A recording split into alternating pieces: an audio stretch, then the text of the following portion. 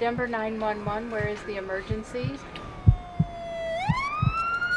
When a loved one is in dire need, you can count on the extraordinary skill and compassion of the Denver Health paramedics, the emergency department, and the entire trauma team. You get those calls that get your heart pumping and kind of makes you appreciate what's going on and how quick you have to work. More than 80,000 calls annually for emergency medical assistance.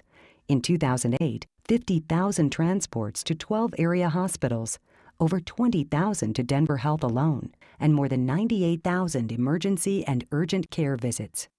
Rod Yoko'oji, Jaime Azuero, and little Sierra Moore are alive today because of the skillful work of Denver Health paramedics and the doctors and nurses in the emergency department. Hi, this is the Denver paramedics. Can you verify the address of your emergency, please? 2 years ago on Valentine's Day, Rod Yoko'oji had a massive heart attack. And he said, "I think I'm having a heart attack." And I said, are you short of breath? And all the time we're driving. And he said, yes. I said, do you have any pain in one of your arms? He says, yes, my left arm is numb. So I did a U-turn and pulled back around in front of my office building, and I said, we need to call the ambulance right now. They were there within 4 to 5 minutes. They were there so fast. Pretty much as soon as I laid down, the last thing that I heard was Sean say, "You're having a heart attack." I took a deep breath and watched the ambulance as it drove away with sirens and going and lights flashing, and I said, okay, here we go. Very soon after that, his heart went into ventricular fibrillation, which basically his heart's just kind of twittering, shaking. And to relieve that, we apply the patches on him and shock him with electricity. In between 17th and Sherman and the somewhat 13 blocks that it took to get to the hospital, he had to defibrillate me 8 times. Well, Sean says clinically I was dead. They brought me back to life. He's my angel. I mean, when someone saves your life like that or actually brings you back to life, what can you say? Because in fact, in the cardiac care unit at the hospital, my nickname was The Miracle. It's outstanding. In the 13 years I've been doing this, I've seen maybe 4 ever that have survived to leave neurologically completely intact and know like nothing ever happened to them. I'm so very grateful to them. They're heroes. They are heroes in my book. They are the reason why Rod is here today. Okay, what's the problem? Tell me exactly what happened. Seconds seem like minutes to somebody who's dealing with an emergency.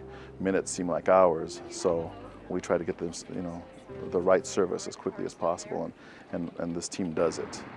Paramedic Dispatch Chief James Azuero knows the importance of skill and speed, because in 1978, just 2 days before his 12th birthday, his dad Jaime almost didn't make it. The phone rang, and my mom was home waiting for Dad to get home. All of us kids were in bed. I just remember the scream. A car came around speeding and hit my father, sent him flying. I lost part of my leg. I lost 2.5 inches of my leg because the car hit me there. It broke all my left bones, my arms, all the ribs on the left side, and my leg. He was told he would never be able to raise his arm above this. Yeah, he was going to lose his hand, or the motion of his hand. I mean, he's a miracle, in all honesty. I mean, for somebody that said he was dead, here he is today. Oh, I'm so grateful. They're great. They're magnificent. They revived me. They brought me to life.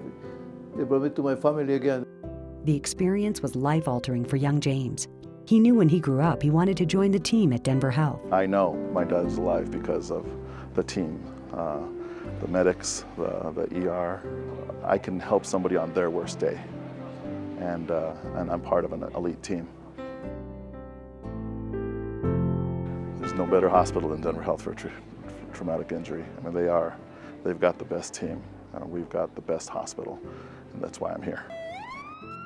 The American College of Surgeons has recognized Denver Health's trauma system as the best in the United States at saving lives. If the patients aren't intubated in a timely fashion with critical injuries, and if we don't have appropriate assessment of their injuries to give us a head start on what to do when they arrive here, we don't have a chance of saving these lives. All of us, the paramedics, the emergency medicine team, the trauma surgery team, and all the other components can feel good at the end of the day because we know we've done a job better than expected. We have a reporting of a gunshot wound to a child. Police are on scene. When 8-year-old Sierra Moore was caught in the crossfire of a gang shooting and took a bullet to her chest, she became one of the 95.5% of trauma victims who survive in the hands of this highly skilled team. They're patients you never forget. Forever I'll remember her, I'll remember that day. There was so much going on and so quick. Our goal was just to get her in the back of the ambulance, find the wound, and get to the hospital as soon as possible so that the surgeons had a chance to do more of the work. The last time we saw her, she was in the emergency room about to be transferred up to emergency surgery. So it'll be really exciting to see her and see how she's doing and see how she's progressing and healing from her injuries. Hi. Nice to meet you. I'm the one that drove you to the hospital. I'm Michelle. I'm the one that played with you in the back. Certainly if they come in alive, it's considered a great loss and in many ways a failure on our part not to save them. So our goal certainly, if they come in talking, we want them walking out the door talking. We were only with you for 7 minutes. Thanks to the team, Sierra, 9 years old now, is the picture of health. It feels like I owe my life to the paramedics and the whole team at Denver Health for saving my daughter's life because my daughter's still here with me today. When she came in here, I didn't know if my daughter was gonna come home with me again or not, but she did. Thank you for everything, everybody. We'd like to know that there was a positive outcome for the patient involved, and especially being so young, being given a second chance at getting to grow old and have kids of her own it was really nice to have that feeling. I'm feeling great because they saved my life. Without them, I wouldn't be here. It's good to see you looking so well. The best feeling of the day is when you have a patient that's really sick and you get them to the hospital and you made a positive difference and they look at you and say thank you. That's the best time of the day.